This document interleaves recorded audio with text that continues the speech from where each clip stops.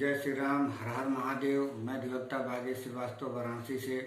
पुनः आप लोग के समक्ष उपस्थित हूँ एक नया वीडियो लेकर। और विषय है आज का दंड प्रक्रिया संहिता 1973। इसके पूर्व भी मैंने लगभग 10 वीडियो अपने YouTube चैनल पर दंड प्रक्रिया संहिता से संबंधित अपलोड कर दिया है। कृपया आप उसको जरूर देखें और उसका लाभ उठाएं। और अभी तक मेरे इस चैनल को जिन व्यक्तियों द्वारा सब्सक्राइब नहीं किया गया है, कृपया सब्सक्राइब जरूर कर दें, बेल आइकन पर क्लिक कर दें, ताकि जब भी मैं कोई वीडियो अपलोड करूं तो इसकी सूचना आपको तुरंत मिल जाए। तथा साथ में यदि वीडियो पसंद आए तो लाइक करने में कोताही न करें। आते हैं विषय पर। आज हम चर्चा करेंगे धारा 41 का, धारा 41 क का यानी कि 41 कैपिटल ए का, फिर धारा 42 का, फिर धारा 151 का, फिर धारा 160 का और धारा 437 का उपधारा 5 का तथा 439 की उपधारा 2 का। चूंकि हम जिस विषय को लेकर के आज चर्चा कर रहे हैं उसमें महत्वपूर्ण विषय यही है कि एक व्यक्ति को गिरफ्तार कब किया जा सकता है, बिना वारंट के या बिना मजिस्ट्रेट के आदेश के। तो जब इन धाराओं को हम देखते हैं जिसको हमने अभी गिनाया है, तो उन धाराओं में एक व्यक्ति को बिना वारंट के, बिना मजिस्ट्रेट के आदेश के भी उसको गिरफ्तार किया जा सकता है। अब चूंकि धारा 41 में अमेंडमेंट हुआ सन 2008 में, और उसमें उसको लेकर के अधिवक्ता समाज द्वारा आंदोलन भी किया गया कि पुलिस की मनमाना एक जो प्रवृत्ति है वो कुछ ज़्यादा ही बढ़ जाएगा। लेकिन कालांतर में देखा गया कि इसमें एक अकाउंटेबिलिटी तय हो गई और सन 2010 में भी इसमें अमेंडमेंट किया गया। तो उसके आधार पर पुलिस के हाथ पांव बंध गए, और किन मामलों में बंधे उसको हम लोग तुलनात्मक दृष्टि से अध्ययन कर लेंगे। फिलहाल हम लोग ये देख लेते हैं कि धारा 41 में क्या दिया गया है और उसके बाद से वो किस तरीके से कोरिलेट होता है धारा 41 क से। तो पहले तो चर्चा कर लेते हैं धारा 151 में कि यदि कोई व्यक्ति अपराध करने के लिए अग्रसर है तो उसको अपराध निवारित करने के लिए उस व्यक्ति को गिरफ्तार किया जा सकता है। फिर उसके बाद हम लोग देख लेते हैं धारा 437 के उपधारा 5 को। उसमें कहा गया है कि कोई व्यक्ति ऐसा है जो बंधपत्र निष्पादित किया गया है, तो जिस व्यक्ति को जिस न्यायालय द्वारा या जिस मजिस्ट्रेट द्वारा उसको जमानत पर रिहा किया गया है, उस व्यक्ति द्वारा उसका जमानत यदि रद्द कर दिया जाता है तो कोई भी पुलिस अधिकारी उसको गिरफ्तार कर सकता है। यही बात धारा 439 के उपधारा 2 में दिया गया है कि यदि उच्च न्यायालय द्वारा यदि उसके जमानत पत्र को रद्द कर दिया जाता है तो कोई भी पुलिस अधिकारी उसको बिना वारंट के गिरफ्तार कर सकता है। अब आते हैं हम लोग धारा 41 पे। तो 41 में कुछ गिनाए गए हैं आधार, जिनके आधार पर उस व्यक्ति को गिरफ्तार किया जा सकता है। मेन जो डिस्प्यूट है जिसको हम लोग को कोरिलेट करके पढ़ना है वो ये है कि धारा 41 का जो बी है, बी का प्रोविजन है, उसमें एक क्लास बनाया गया है कि कोई व्यक्ति ऐसा अपराध किया है जो 7 साल तक के कारावास से दंडनीय अपराध को कारित किया है, चाहे वो जुर्माना सहित या रहित है, तो उसमें उसकी अकाउंटेबिलिटी पुलिस अधिकारी की तय करनी होगी। यानी कि वो गिरफ्तार करता है तब भी उसको लिखित कारण देना होगा, और नहीं गिरफ्तार करता है तभी उसको लिखित में देना होगा। तो नहीं लिखित की स्थिति में यदि उसको नहीं गिरफ्तार करने की स्थिति में फिर क्या प्रक्रिया है, तो फिर धारा 41 क में उसकी प्रक्रिया बताई गई है कि उसको बाकायदे नोटिस दिया जाएगा कि वो थाने पे आवे और थाने पे आकर के उस अपराध के बारे में जो भी पूछताछ की जाए वो सहयोग करे और उसके बारे में बताए। लेकिन जब हम लोग धारा 160 पढ़ते हैं तो उसमें भी कुछ इस तरीके का मिलता जुलता बात दिखाई पड़ता है हम लोग को। उसमें भी ये बात कहा गया है कि पुलिस अधिकारी अन्वेषण के दौरान किसी व्यक्ति को थाने पे बुला सकता है पूछताछ के लिए उस अपराध के बाबत। तो वहां पे एक रिस्ट्रिक्शन है कि 15 साल से कम का कोई व्यक्ति है, माने पुरुष में, या कोई 65 साल से ऊपर का है, या कोई महिला है, तो उसको थाने पे नहीं बुलाया जाएगा। लेकिन वो किस पर्पज से है? वो अन्वेषण के लिए है। यदि अन्वेषण के पर्पज से किसी व्यक्ति को बुलाना हो थाने पर तब के लिए है। यहाँ क्या है कि ये अपराध के ही संबंध में है। किसी व्यक्ति को गिरफ्तार इसलिए नहीं किया गया कि वो स्थितियां विद्यमान हैं कि उसको गिरफ्तार नहीं किया जा सकता है, भले वो 7 साल तक के अपराध को उसने कारावास से अपराध को कारित किया है। तो जब लिखित में कारण दर्शित कर दिया गया है तो उसको सूचना भेज करके उस व्यक्ति को बुलाया जाएगा थाने पर धारा 41 कैपिटल ए के तहत, और उससे पूछा जाएगा कि इसके बाबत तुम बताओ। अब इसमें जो अकाउंटेबिलिटी तय होती है वो ये होती है कि जो ही ये लिख देते हैं कि हम इसको किस कारण से गिरफ्तार नहीं किए हैं, तो पुनः उसी अपराध में पुलिस अधिकारी उस व्यक्ति को गिरफ्तार नहीं कर सकती है, क्योंकि धारा 41 कैपिटल ए के जो धारा 4 है उसमें 2010 में अमेंडमेंट करके ये कह दिया गया कि तब उस व्यक्ति को बिना मजिस्ट्रेट के आदेश के उस व्यक्ति को गिरफ्तार नहीं किया जा सकता। ये बहुत बड़ी चीज है और इसी कारण से एक पुलिस अधिकारी की अकाउंटेबिलिटी तय हो जाती है, क्योंकि इसके पहले अमेंडमेंट के पहले ये देखा जा रहा था कि किसी भी व्यक्ति का रेपुटेशन चंद रुपयों के लिए पुलिस अधिकारी खराब कर सकती थी, करती भी थी। उसके दुरुपयोग को रोकने के लिए धारा लाया गया कि यदि कोई ऐसी स्थितियां विद्यमान भी है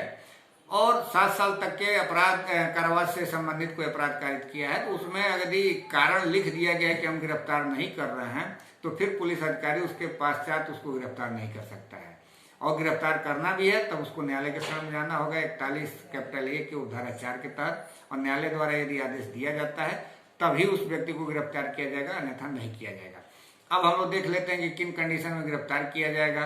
तो उसके लिए धारा 41 का जो क है वो ये कह रहा है कि कोई व्यक्ति है जो पुलिस के प्रेजेंस में ही कोई संज्ञेय अपराध करता है, तो उसके लिए किसी वारंट की जरूरत नहीं है, किसी आदेश की जरूरत नहीं है, उस व्यक्ति को गिरफ्तार किया जा सकता है।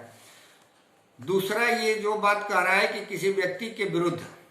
या तो युक्तियुक्त परिवाद किया गया है, या विश्वसनीय सूचना प्राप्त हुई है, या युक्तियुक्त संदेह विद्यमान, ये तीनों कंडीशन है कि उसने 7 वर्ष तक के कारावास से दंडनीय अपराध को किया है, चाहे वो जुर्माना रहित हो या सहित हो, तो उस व्यक्ति को गिरफ्तार किया जा सकता है यदि निम्नलिखित शर्तों का समाधान कर दिया जाता है। अब शर्त क्या है उसमें गिनाए गए हैं। पहला शर्त यही है कि उसको विश्वास करने का कारण विद्यमान है कि उसने अपराध किया है, मतलब ये विश्वास इतनी प्रोबेबिलिटी है कि उसी व्यक्ति ने किया है, तब उसको गिरफ्तार किया जा सकता है। दूसरा ये कह रहा है कि उसकी गिरफ्तारी इसलिए आवश्यक हो गई है कि वो कोई उसी से संबंधित कोई अन्य अपराध न करे, उसको निवारित करने के लिए। जो हम लोग धारा 151 में देखते हैं ना कि कोई अपराध ऐसा कारित करने वाला व्यक्ति है तो उसको गिरफ्तार किया जा सकता है, लेकिन यहाँ पे क्या है कि जिस व्यक्ति के विरुद्ध संदेह विद्यमान है या उसके खिलाफ परिवाद किया गया है, विश्वसनीय सूचना प्राप्त है, उसी तरीके का पुनः कोई अपराध न करे, इसलिए उसका गिरफ्तार करना जरूरी हो गया है, तब वो गिरफ्तार कर लिया जाएगा। या अपराध की उचित अन्वेषण के लिए, जो अपराध उसने कारित किया है उसका उचित अन्वेषण नहीं हो सकता है यदि उस व्यक्ति को गिरफ्तार नहीं किया जाएगा। तीसरा कंडीशन ये कह रहा है शर्तों के लिए कि हो सकता है कि वह व्यक्ति जो है उस अपराध से संबंधित जो साक्ष्य है उसको मिटा दे या छेड़छाड़ करे उसमें, तो उसको निवारित करने के लिए उस व्यक्ति को गिरफ्तार किया जा सकता है। अब उसके बाद एक और इसमें बात कर रहा है कि जिस व्यक्ति के विरुद्ध अपराध किया गया है और उस मामले से परिचित कोई व्यक्ति यानी कि आई विटनेस है, उस व्यक्ति को कोई प्रलोभन देता है या धमकी देता है या ऐसा देने की संभावना है, तो उसको निवारित करने के लिए उस व्यक्ति का गिरफ्तार किया जाना आवश्यक है। लास्ट में ये कह रहा है कि जिस व्यक्ति के विरुद्ध अपराध किया गया है उससे संबंधित वो व्यक्ति ऐसा है कि उसको न्यायालय में उपस्थित करने के लिए, यानी कि इस बात को सुनिश्चित करने के लिए कि वो न्यायालय में उपस्थित होगा, यदि उसको गिरफ्तार नहीं किया गया तो इस बात का सुनिश्चित होना ही संभव नहीं है। यानी कि न्यायालय में उसको हाजिर करने के लिए जो डेट पड़ेगी या जब जब उसको बुलाया जाएगा, इसकी सुनिश्चितता निर्धारित करने के लिए उसका गिरफ्तार करना जरूरी है, तब इसके लिए उसको गिरफ्तार किया जा सकता है। ये सारे कंडीशन जो बता रहे हैं ये सिर्फ 7 साल तक के कारावास से संबंधित अपराध के लिए है। अब इसमें एक बात जो कही गई है कि यदि पुलिस गिरफ्तार करती है तो उसको लिखित में कारण अभिलिखित करना होगा कि इस तरह के स्थितियां विद्यमान है, इसके लिए हम लोग गिरफ्तार कर रहे हैं। अब इसमें एक प्रोविजो है जो 2010 में जोड़ा गया है, वही ये बात कह रहा है कि यदि वो चाहे तो इस बात को भी लिख सकता है कि परंतु यह कि कोई पुलिस अधिकारी उन समस्त मामलों में जहां इस उपधारा के उपबंधों के अधीन किसी व्यक्ति की गिरफ्तारी अपेक्षित नहीं है, मतलब सारे विद्यमान होने के बाद भी यदि उसकी गिरफ्तारी अपेक्षित नहीं है तो गिरफ्तार न करने के लिए लिखित में कारण अभिलिखित करना पड़ेगा। तो यह बातें जो है पुलिस अधिकारी के लिए अकाउंटेबिलिटी तय कर देती है, क्योंकि जो ही ये इस बात को लिख देते हैं तब उसको फिर धारा 41 कैपिटल ए के तहत प्रोसीजर को फॉलो करना पड़ेगा और उस व्यक्ति को गिरफ्तार तब तक नहीं किया जाएगा जब तक कि उपधारा 4 के तहत, जो धारा 41 के कैपिटल ए की उपधारा 4 है, उसके तहत न्यायालय से कोई आदेश का जारी न करवा लिया जाए, इसमें गिरफ्तार नहीं किया जा सकता। यही तुलनात्मक जो बातें हैं जिसको हम लोग को समझना था। अब इसके बाद से जो है इसका BA है जो अमेंडमेंट में ही आया था, तो उसमें वही पुरानी बातें कही गई हैं जो कि पहले पिछले धाराओं में यथास्थिति थी कि कोई व्यक्ति 7 साल से ऊपर के कारावास से दंडनीय या आजीवन कारावास से मृत्युदंड से दंडनीय कोई अपराध कारित करता है तो उसको गिरफ्तार किया जा सकता है, उसमें कोई कारण वगैरह की जरूरत नहीं है। उसके बाद कह रहा है कि जो या तो इस संहिता के अधीन या राज्य सरकार के आदेश द्वारा अपराधी उद्घोषित कर दिया गया, यानी कि प्रोक्लेम्ड ऑफेंडर किसी व्यक्ति को डिक्लेयर कर दिया गया है, तो उस व्यक्ति के लिए भी किसी मजिस्ट्रेट का आदेश या वारंट की जरूरत नहीं है, उस व्यक्ति को गिरफ्तार किया जा सकता है। या उसके पजेशन से कोई ऐसी चुराई हुई संपत्ति प्राप्त हो गई है जो कि उसके विषय में उचित संदेह विद्यमान है कि ऐसी चीज के बारे में अपराध करने का उचित रूप से संदेह किया जा सकता है, कि मतलब जो चुराई हुई संपत्ति है या संपत्ति है, पहले तो प्रिज्यूम किया नहीं जा सकता है, लेकिन कोई ऐसी सस्पेक्ट संपत्ति प्राप्त होती है जो कि चुराई हुई संपत्ति प्रतीत हो रही है और उसके लिए संदेह विद्यमान है, तो उसको गिरफ्तार किया जा सकता है। या ये कह रहा है कि जो पुलिस अधिकारी को उस समय बाधा पहुंचाता है जब वो अपना कर्तव्य कर रहा है या जो विधिपूर्ण अवरेक्षा से निकल भागा है या निकल भागने का प्रयत्न कर रहा है, यानी कि कोई पुलिस अधिकारी अपने कर्तव्य का पालन कर रहा है तो उसको जो हम लोग धारा 141 IPC में पढ़े हैं कि उसमें बाधा पहुंचा रहा है वो, तो वह कार्य कर रहा है या उसको अवरक्षा में रखा गया और अवरक्षा से ही निकलकर भागने की कोशिश कर रहा है या कोई भागने का प्रयास कर रहा है, तो उस स्थिति में ही उसको गिरफ्तार किया जा सकता है। उसके लिए कोई जरूरत नहीं कि वारंट की जरूरत पड़े। अब इसके बाद ये कह रहा है कि जिस पर संघ के सशस्त्र बलों में से किसी से अभित्याजक होने का उचित संदेह, यानी को भगोड़ा हो गया हो, कोई ऐसा सशस्त्र बल है जो भारत में है, चाहे वो थल सेना हो, नभ सेना हो या वायु क्या नाम जल सेना हो, उसका कोई ऐसा सदस्य हो और वहां से भगोड़ा डिक्लेयर कर दिया गया है तो उस व्यक्ति को भी गिरफ्तार कर लिया जाएगा। या कोई ऐसा व्यक्ति है जो प्रत्यर्पण संधि के अंतर्गत कोई भारत से बाहर कोई ऐसा अपराध किया हो जिसका प्रत्यर्पण संधि के तहत उसको भारत में ला करके विचारण किया जा सकता है, और वह व्यक्ति चाहे यहाँ ला के किया जा सकता है या यहाँ से वहां भेजा जा सकता है। वह व्यक्ति यदि कोई अपराध किया है तो उस व्यक्ति को भी बिना वारंट के गिरफ्तार किया जा सकता है। या जो छोड़ा गया सिद्ध दोष होते हुए धारा 356 के उपधारा 5 के अधीन बनाए गए किसी नियम का भंग करता है, यानी कि कोई ऐसा व्यक्ति है जिसको सिद्ध दोष करार कर दिया गया है और शर्तें जो आरोपित की गई हैं 356 की उपधारा 5 में, और उसका उल्लंघन कर रहा है तो उसके आधार पर भी उस व्यक्ति को गिरफ्तार कर दिया जाएगा। और कोई ऐसा व्यक्ति है जिसके विरुद्ध किसी पुलिस अधिकारी द्वारा लिखित में या मौखिक में ये अध्यपेक्षा जारी किया गया है कि उस व्यक्ति को गिरफ्तार करना है, तो उस व्यक्ति को विधिपूर्ण होकर गिरफ्तार किया जाएगा। मतलब जैसे कोई एक थाने से दूसरे थाने में किसी व्यक्ति को गिरफ्तार करने का ऐसा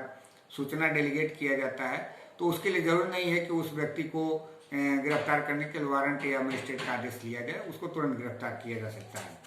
इसके पश्चात जो धारा 2 है उसमें यही बताया गया है कि धारा 42 को बंधों के अधीन रखते हुए कोई व्यक्ति जो किसी असंज्ञेय अपराध से संबंधित है या जिसके विरुद्ध परिवाद किया गया है या विश्वसनीय सूचना प्राप्त हुई है या इस प्रकार उसके संबंधित होने का युक्त संदेह विद्यमान है को मजिस्ट्रेट के वारंट के या आदेश के सिवाय गिरफ्तार नहीं किया जाएगा। मतलब कि जो धारा 42 में कंडीशन दिया गया है नाम पता निवास बनाने से कोई व्यक्ति इनकार करता है तो उस कंडीशन में भी उस व्यक्ति को गिरफ्तार किया जा सकता है, जो कि ये अधीन रहते हुए कह रहा है। तो इस प्रकार से हम लोगों ने देखा कि एक पुलिस अधिकारी द्वारा किसी व्यक्ति को बिना वारंट के या बिना मजिस्ट्रेट के आदेश के कब गिरफ्तार किया जा सकता है, और यदि गिरफ्तार नहीं किया जा सकता है जो 7 साल तक के कारावास से दंडनीय अपराध हैं, चाहे वो जुर्माना सहित हो या रहित हो, तो उसके लिए धारा 41 A में क्या प्रक्रिया अपनाई जाएगी। और उसका तुलनात्मक हम लोगों ने देखा कि धारा 160 से किस प्रकार से ये भिन्न है,